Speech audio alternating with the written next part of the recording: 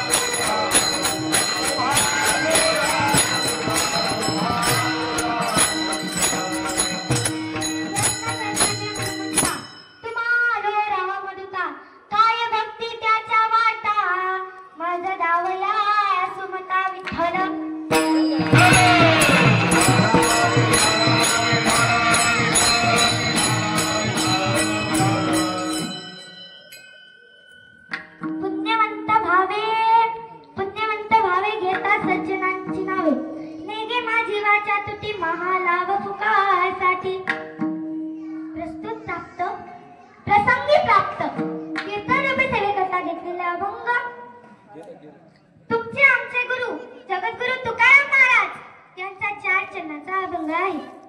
या अभंगात जगद्गुरु तुकाराम महाराज म्हणतात की बाबांनो तुम्हाला जर पुण्य मिळवायचं असेल किंवा पुण्यवान व्हायचं असेल तर काय करावं लागल? देवाचं किंवा संतांचं नाव घ्यावं लागल. पण आपण घेतात का? नाही. त्यांचे नाव खूप सोपे असतात पण आपल्याला घ्यायला पाहिजे. महाराज म्हणतात हे नाही कळालं तुम्हाला अडचण होत असेल तर नेगे माझी वाचा तुटी महालाभ फुकासाठी. महाराज म्हणतात हा महालाभ आहे ना मी तुम्हाला फुकटचा देतोय. तुम्हाला याच्यात पैसे लागतात का? तर नाही. कोणती गोष्ट फुकट मिळते? हा महालाभ फुकट आहे घ्या. तुम्ही म्हणताल बाबा महाराज तुम्ही म्हणायला खरं आहे तुमचं सगळं खरं आहे आम्ही मानतात. बरं आम्हाला विश्रांती भेटते का? महाराज म्हणतात विश्रांतीचा ठाव पाय संतांचे भाव. तुम्हाला जर विश्रांती घ्यायची असेल तर काय करायला लागेल? कशातून विश्रांती घ्यावी? तर संसारातून. बघा महाराज म्हणतात तुम्ही संसार पण करा पण देवाचं नामचिंतन करा. तुमचे जे पाप आहे ते निघून जातात. कशामुळं? तुका म्हणे पापे जाती संतांचे जपे. बघा महाराज म्हणतात तुम्ही जे केलेले पाप आहे ते आमच्या जपामध्ये येतं. तुम्ही म्हणताल महाराज आम्ही जे केलेले पाप आहे ते तुमच्या जपामध्ये जाते हे आम्हाला माहित आहे, पण तुमच्या जपामधलं पाप कुठं जातं? बघा महाराज तुम्ही म्हणताल तुमच्या जपामधलं पाप कुठे जातं? जेव्हा संत चंद्रभागेला स्नान करतात तेव्हा ते पाप चंद्रभागेत जातं. मग तुम्ही जर पंढरीची वारी केली, दर महिन्याला चंद्रभागेला स्नान करीत असताल तर तुमचं महिन्याचं पाप जाऊ शकतं. कारण तुम्हाला सांगते मग तुम्ही संतांचं नाव घ्यायची गरज नाही. असा अभंगाचा सर्वार्थ सांगण्याचा प्रयत्न केला. अभंगाचा सर्वार्थ असे माझे म्हणणे नाही, कारण पक्षी आपापल्या क्षमतेने आकाशात भरारी देतात. तसेच मी माझ्या बुद्धीच्या नुसार अभंगाचा सर्वार्थ सांगण्याचा प्रयत्न केला. कीर्तनाला सुरुवात करण्यापूर्वी अल्पसा मर्यादेचा तो म्हणजे असा सर्वांना ज्ञात आहे, परंतु भक्त्याचं कर्तव्य असतं म्हणून मी माझं कर्तव्य पार पाडते. बघा दरवर्षीप्रमाणे याही वर्षी चालत असलेला हा गोकुळ कालानिमित्त अखंड हरिनाम सप्ताह यातील 7व्या दिवसाची कीर्तन सेवा माझ्याकडे आली. मला इथे कीर्तन करण्याची संधी दिली ते म्हणजे आमचे माधव महाराज, आमचे माधव काका, पुन्हा आमचे बालू काका, पुन्हा आमचे मोतीराम काका, आमचे आनंद काका आणि ते बाबा विनेकरी बाबा, पुन्हा आमचे राजू काका, पुन्हा मला पकवाजाला साथ करणारे गणेश भैया, विशाल भैया यांच्या सर्व गावकरी, सर्व वेगवेगळ्या गावचे सर्व गायक मंडळी आणि आपल्या गावच्या सर्व माता माऊल्या, पुन्हा आमचे काका यांच्या सर्वांच्या जन्मावरती साष्टांग दंडवत प्रणिपात करते आणि माझ्या कीर्तनाला सुरुवात. श्री संताची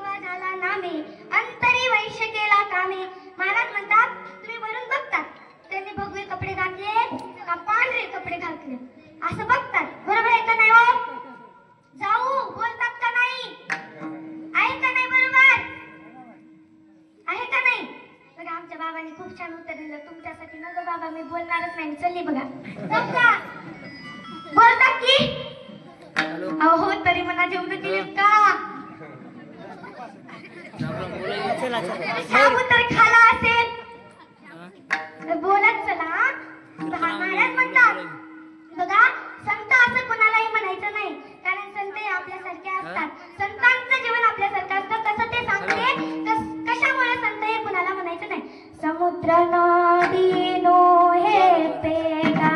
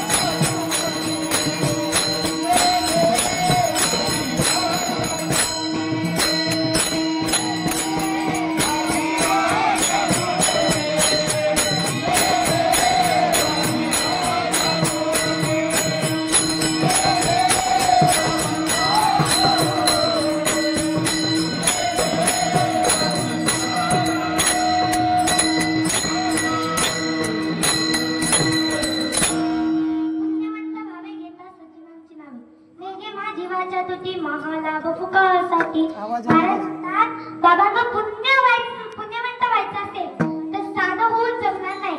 कसं व्हायचं तर बघा तुम्ही सुद्धा लाजता. हे पुरुष मंडळ कधी बी जमाय काय म्हणतात.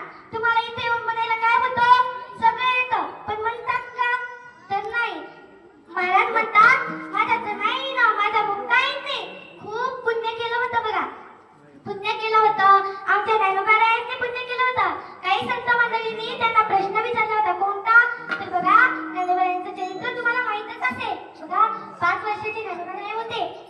नामदेवराय होते 5 वर्षाचे. त्यांचे वडील कामानिमित्त बाहेरगावी जात होते. त्यांची आई म्हणायची नामा जा बाळा देवाला निवेद्य खाऊ घालून ये. आपली आई काय म्हणते हो? बाळा जा देवाला निवेद्य दाखवून ये. आपले मुलं बरं आपली आई म्हणते फक्त दाखवून ये. आपल्या मुलाला खाऊ घातला लावलं तर कसे खाऊ घालतात ते माहित नाही. दाखवतात तर कसे सांगू का? पुन्हा म्हणसाल माझ्या मुलाला म्हणायली का गई? म्हण नका सांगते बघा. म्हण नका सांगू का? तुमच्या मुलाच म्हणायला बघा सांगू का? आपले मुलं काय करतात? देवळात जातात. देवापुढे निवेद्य ठेवायला सांगितलं असतो. त्यांनी गपचूप खाली ठेवायचं. कसे करतात सांग का? असं घेतात देवाच्या एखाद्या नाकात घालतात, एकदा तोंडात घालतात, एकदा कानात घालतात. त्यांचं त्याला समजत नाही. बघा त्यांचं त्यांना समजत नाही. नामदेवरायांची आई म्हणली होती नामा जा देवाला निवेद्य खाऊ घालून ये. नामदेवराय म्हणाले बाबा देव आज मी निवेद्य नेलो. रोज माझे वडील नेत होते, पण देव खाईल का? असा प्रश्नात त्यांनी तार घेतला आणि देवळात गेले. बघा देवळात गेले.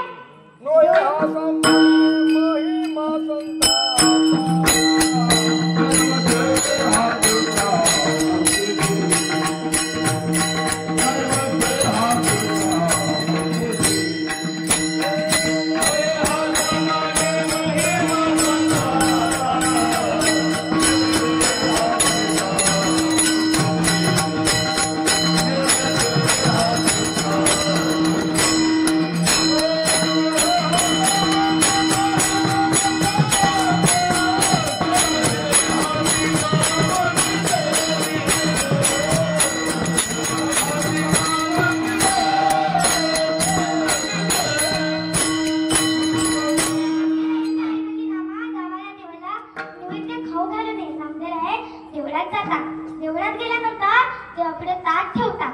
देवाला म्हणतात देवा बसा. तसं काय ना त्याच्या वडीलच आहे का असं म्हणतात. देवा बसा असं म्हणतात का? देवाला कुठं देवा या बसा असं म्हटले. बरं का मी तुम्हाला सांगत होते. बघा म्हटले देवा या बसा मी तुमच्यासाठी नैवेद्याचं ताट आणले.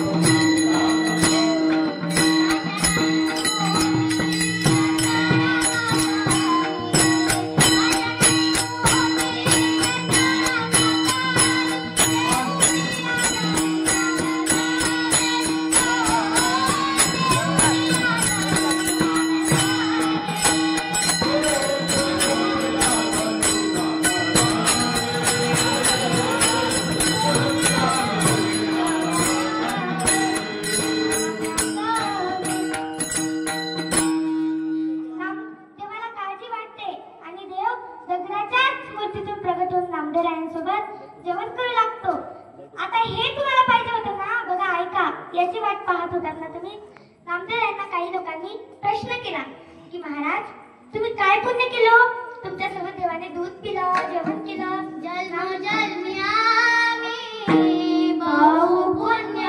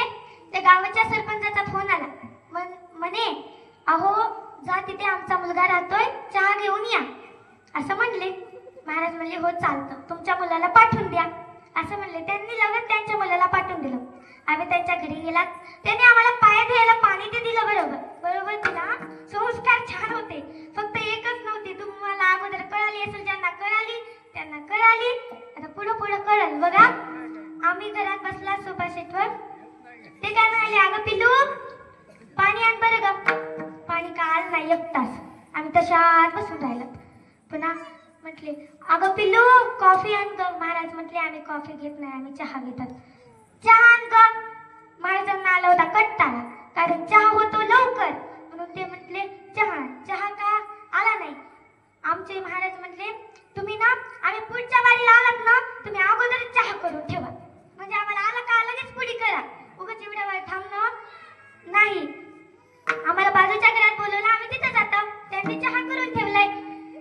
जात होता आम्ही 5-6 जणी मागे राहिलात आणि त्यांना म्हणाल काका तुमच्या इथं गाईचं पिल्लू काम करतं का दुसरं आणखी कोणाचं पिल्लू काम करतं?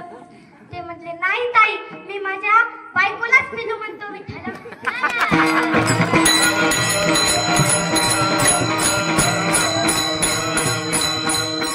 बघा सगळं जग बदलून गेले. हे फक्त हसवण्यासाठी असतं उगं नसतं. बघा सगळं जग विसरून गेले. सगळे हे बदलून गेले.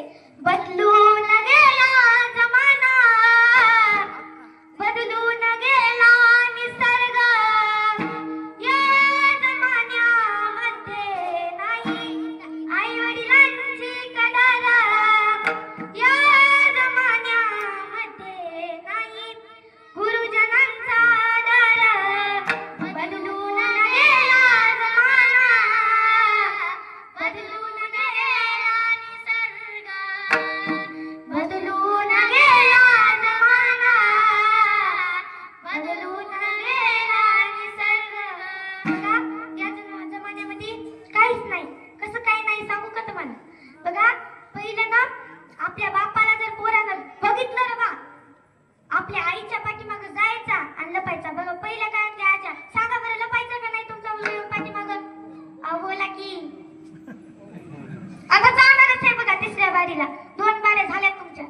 यायचं का नाही लपायचंय का नाही?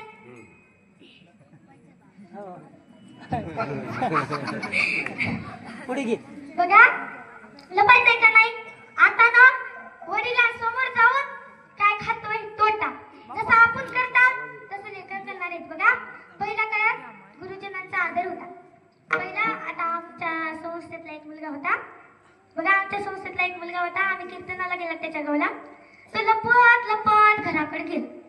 आलता कीर्तनाला बरं का मग ते लपत लपत घराकडे गेला. ते दिसलं आम्हाला. आम्ही सांगितलं महाराज ते त्यांच्या वडिलांनी आम्हाला चहा पियाला बोलवलंच होतं म्हणून आम्ही जाऊ लागलात. उन्हाळ्याचे दिवस होते म्हणून म्हणले थंड करा असं नका करू चहा. पुन्हा आम्ही जाऊ लागलात. त्याचे वडील म्हणाले अरे ती सर येते ती महाराज यायले तर ना लपून बस. मी महाराजाला सांगतो की त्याचं ना लय दुखायले असं सांगतो. ते म्हणला पप्पा तुम्हीच जाऊन लपून बसा. मी महाराजाला सांगतो की माझे आजोबा वारलेत म्हणून मी आलो नाही विठ्ठल.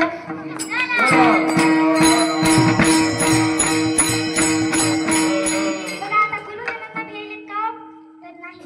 बघा जग सगळं बदलून गेले. बघा हे कशावरून सांगत होते तर आजामेळ्याचं चरित्र सगळ्यांना माहीतच असेल. माहीत नसलं तर ऐकून घ्या. बघा आजामेळ्या नावाचा ब्राह्मण होता. त्याला 1 नाही 2 नाही तर 10 मुले होती. किती? 10 मुले होती. बघा 10 मुले असताना एके दिवशी त्याच्या घरी ब्राह्मण जेवायला आले. ब्राह्मण जेवायला आल्यानंतर आजामेळ्या म्हणाला काय हो महाराज आज आले नाही? महाराज म्हणाले आजामेळ्या तुझ्याकडेच येत होतात. कशासाठी हो?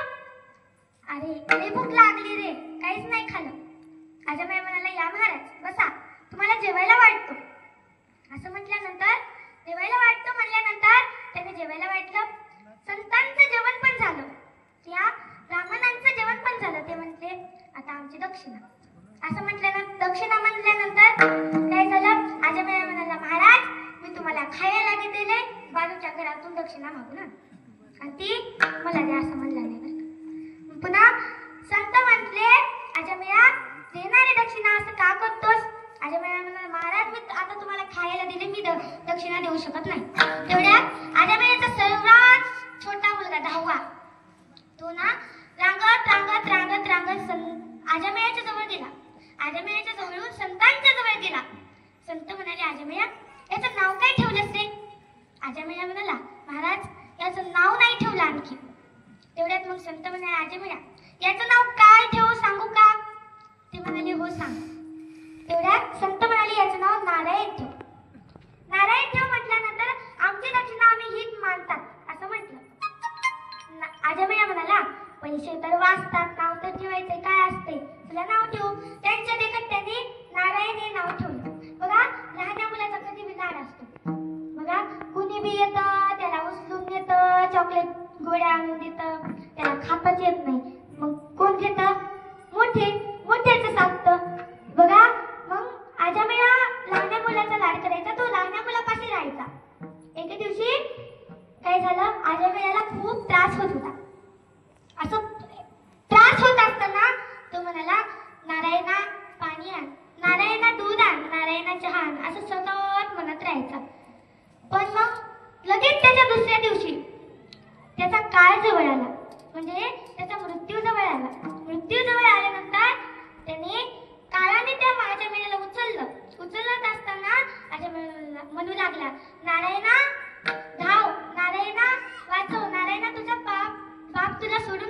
जातोय, नारायणा वाचव. पण त्याच्या मुलानं काय ऐकलं नाही. जगाच्या मालकाला वाटलं की बाबा आपल्याला तो आवाज देतोय, आपल्याला त्याच्यासाठी काहीतरी करावं लागेल, म्हणून त्याच्यासाठी विमान पाठवलं. त्यासाठी विमान पाठवले.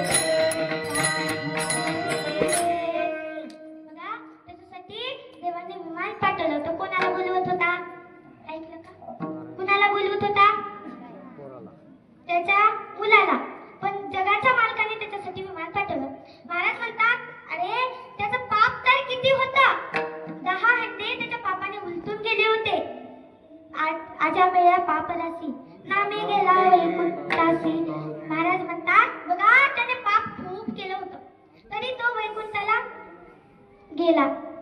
तरी तो कुठे गेला? वैकुंठाला गेला. महाराज म्हणतात बाबांनो हा एक उपाय सांगितला, आता माझ्याकडे उपाय नाही, मग तुम्ही संसारातून विश्रांती घ्यावी हवी. अभंगाच्या तिसऱ्या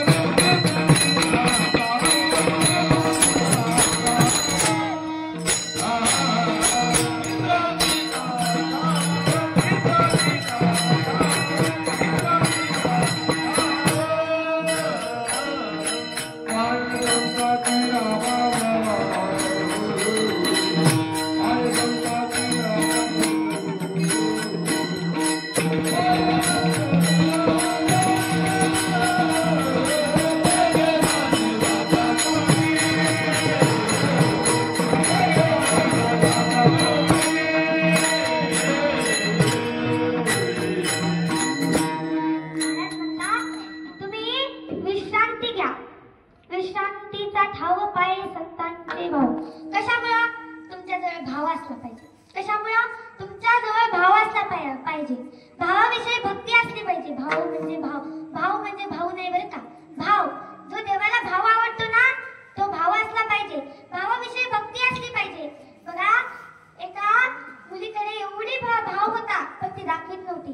कोण होती ती? बघा एका वेशीच्या कुळामध्ये जन्माला आलेली मुलगी होती. म्हणजे ती एवढी सुंदर दिसायची, एवढी सुंदर दिसायची.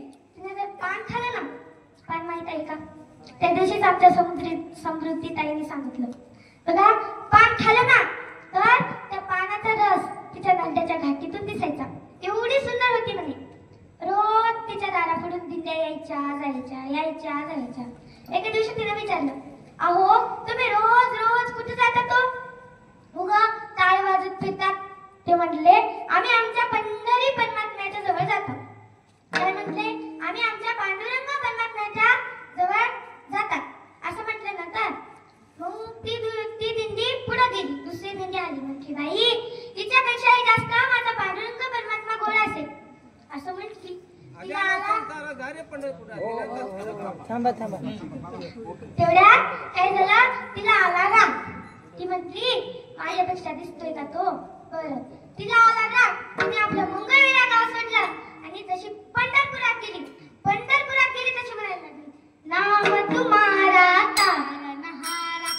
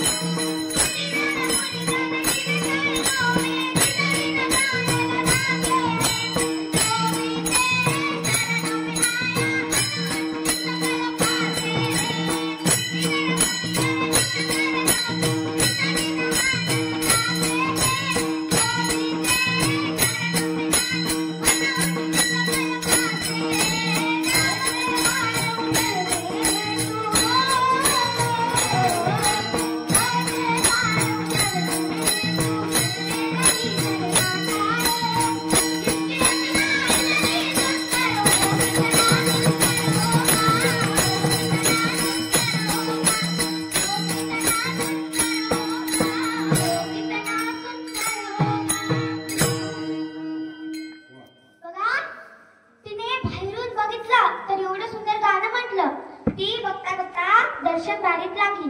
दर्शन बारीत लागल्यानंतर ती बघता बघता देवाच्या पायाजवळ पोहोचली. देवाच्या पायाजवळ पोहोचली आणि तिने विचार केला, बाबा देव तो माझ्यापेक्षाही खूप सुरेश आहे असं म्हटली.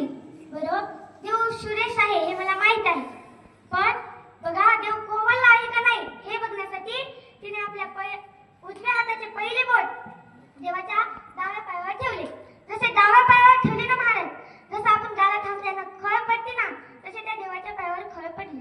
ती म्हटली, देवा मला माफ कर. देवा मला माहित नव्हतं की या जगात माझ्यापेक्षाही कोणीतरी कोमल आहे, माझ्यापेक्षाही कोणीतरी सुंदर आहे असं मला माहित नव्हतं. तेव्हा मला मधात गर्व आला होता. मी तुझ्यापाशी यायचे पण मला गर्व आला होता. मग या साधू संतांनी मला वाट करून दिली. मग देवा मला माफ कर. तिने ठरवलं की आता कुणाचंही ऐकायचं नाही. आता तिने आपला देह देवाच्या पायावरती ठेवून दिला.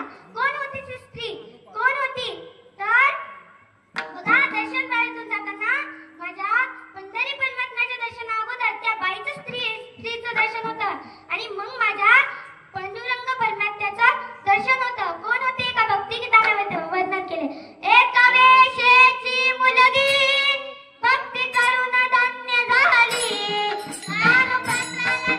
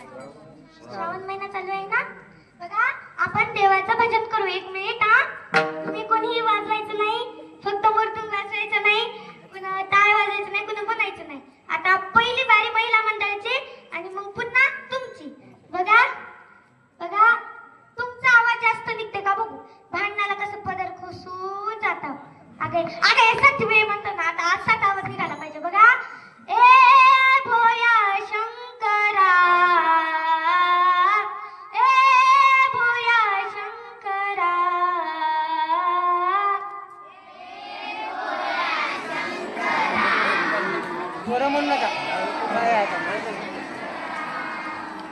ए भोळ्या शंकरा, ए भोळ्या शंकरा,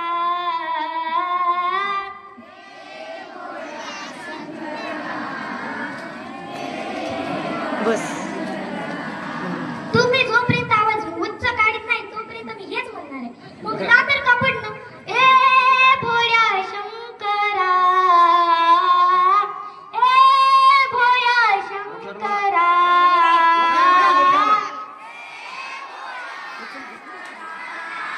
भोळा आवड तुला बेलाची, आवड तुला बेलाची, बेलाच्या पानाची, ए भोळ्या शंकरा, ए भोळ्या शंकरा.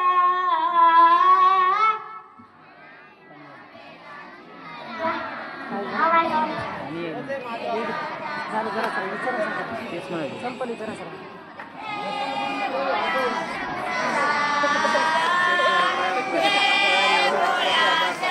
आता तुमची गाडी झाली. आता मग आता दत्ता बाबाची आता बघू ना. आता दत्ता बाबाला म्हणा. त्याला की तुमचा दत्ता बाबाची आता म्हणा चला. ओ ए भोळ्या शंकरा, ए भोळ्या शंकरा, वाह! तुम्ही नुसतं म्हणताना चला. आवड तुला बेलाची, आवड तुला बेलाची, बेलाच्या पानाची,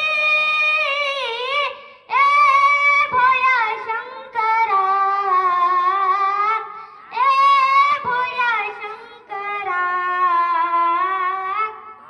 त्याच्यामधले इकडले इकडले मना मनाचं लागणार.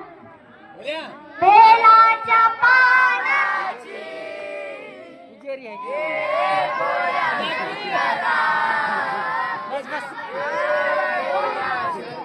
मला कळालं तुम्ही देवाची भक्ती करण्यात एक नंबर आहात. पण आता नाही, घरी गेल्याने सुद्धा अशीच भक्ती करायची. कारण बघा तुमचे पाप जळून जातील. विठोबा रखुमाई, विठोबा रखुमाई, विठोबा रखुमाई, विठोबा रखुमाई, विठोबा रखुमाई, विठोबा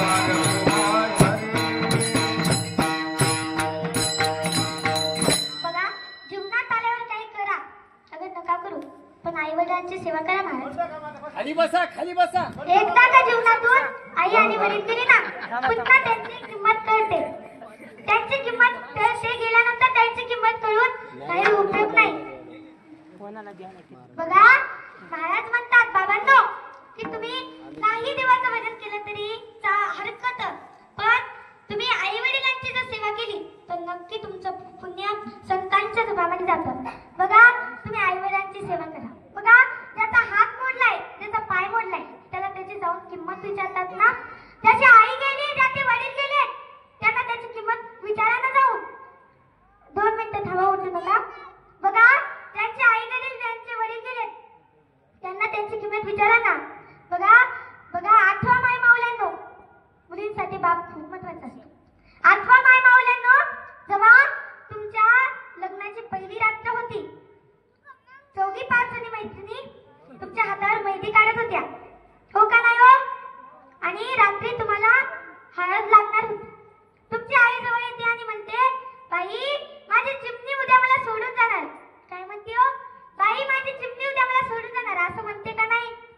आपण सहज जातात, आई हो ग हे करा आहे, पण तू एवढं लढतेस, पण एवढं लढतेस, पण बाबाला काही वाटत नाही का ग? बाबाला काही वाटत नाही का ग? आई म्हणाली, बाबाला खूप वाटतं ग मुली. ती मुलगी म्हणते, आई बाबाला काहीच वाटत नाही ना ग. बघ ना तू किती लढतेस, बाबा काहीच लढत नाहीत ना ग. माझ्या प्रेम नाही ना ग बाबाचं, असं म्हणते. आणि ती बाबापाशी जाते. तो बाप उद्याच्या लग्नाची तयारी पाहत असतो.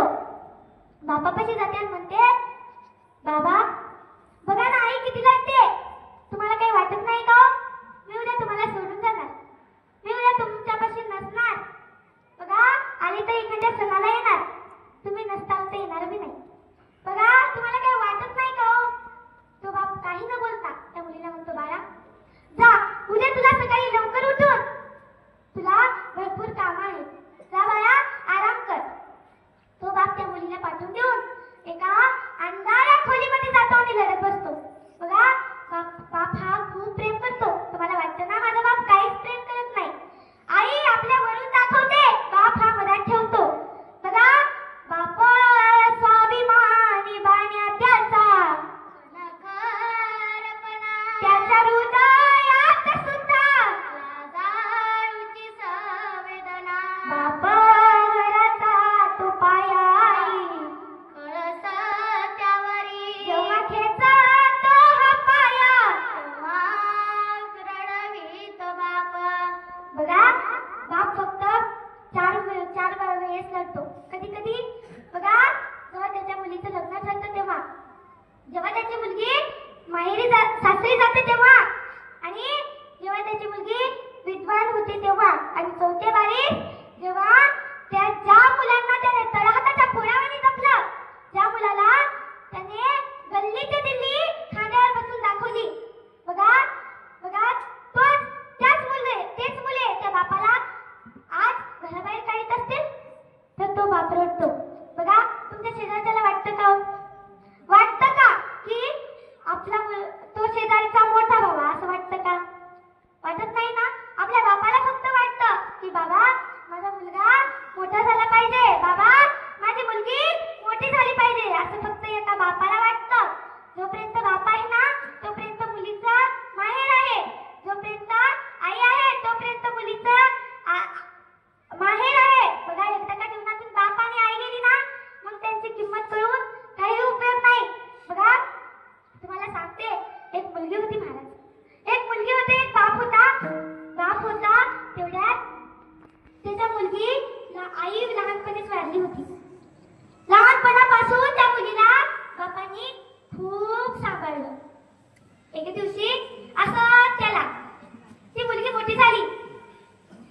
मोठी झाल्यानंतर काय झालं, असंच एके दिवशी ते दुसरे म्हणाले, अरे तुझ्या मुलीचं लग्न करायचं का रे? मुलगा खूप छान आहे, असं करायचं. त्या बापाला म्हणावंसं वाटत नव्हतं की बाबा माझ्या मुलीचं लग्न करायचंय, कारण त्या मुलीला त्या बापाने त्या हाताच्या फुलावणी जपलेलं असतं. मग तिसऱ्या दिवशी असं सतत लोक म्हणायचे. तिसऱ्या दिवशी ते बाप म्हणाला, बाबा हो माझ्या मुलीचं लग्न करायचंय.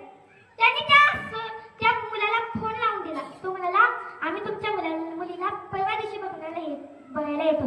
फक्त परवा दिवसा दिवस आल्यानंतर तो बाप म्हणतो, मुली उठ बघू, तुला आज पाहुणे बघण्याकरता येणार आहे. त्या मुलीला माहित नव्हतं. ती मुलगी म्हणते, हो का बाबा, तुम्ही मला एवढं वाढू का सांगितलं नाही? बाप म्हणत होता, बाळा माझं सोनू, मला ना कसं वेगळंच होत होतं, तुला सांगतो ना, आता मी माझा सांगून देतोय, उठ बघू, चल स्वयंपाक कर. ती मुलगी छान असा स्वयंपाक करते आणि स्वयंपाक केल्यानंतर बरोबर पाहुण्यांचा फोन येतो. म्हणजे 11 वाजता आम्ही बरोबर तिथं पोहोचणार आहोत. 11 वाजता तेवढ्यात ते पाहुणे येतात. ते एकाच शब्दात म्हणतात, मुलगी आम्हाला पसंत आहे.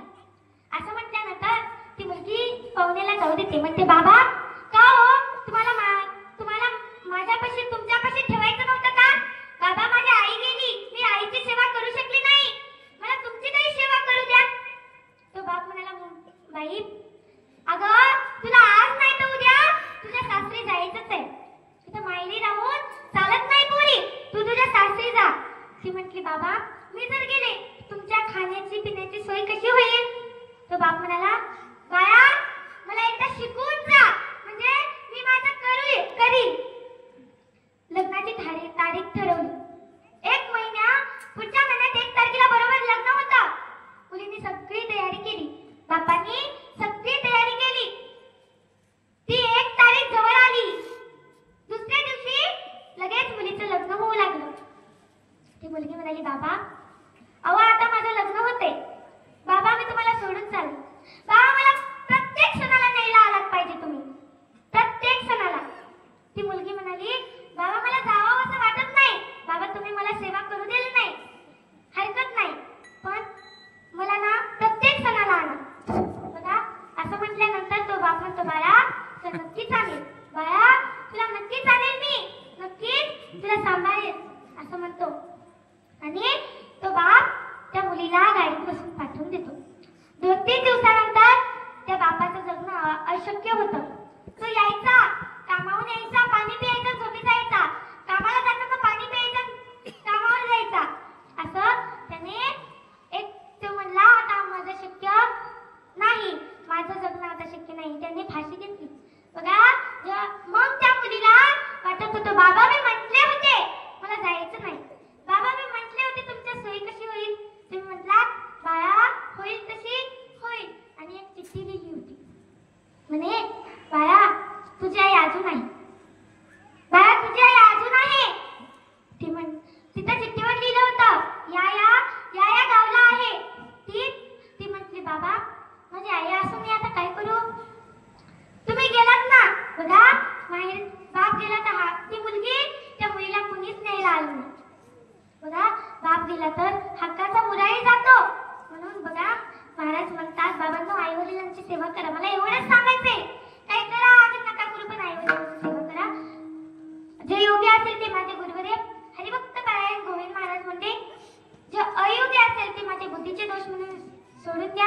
मी तुमचीच बहीण आहे, मी तुमचीच लेक आहे, मी तुमचीच नात आहे असं समजा.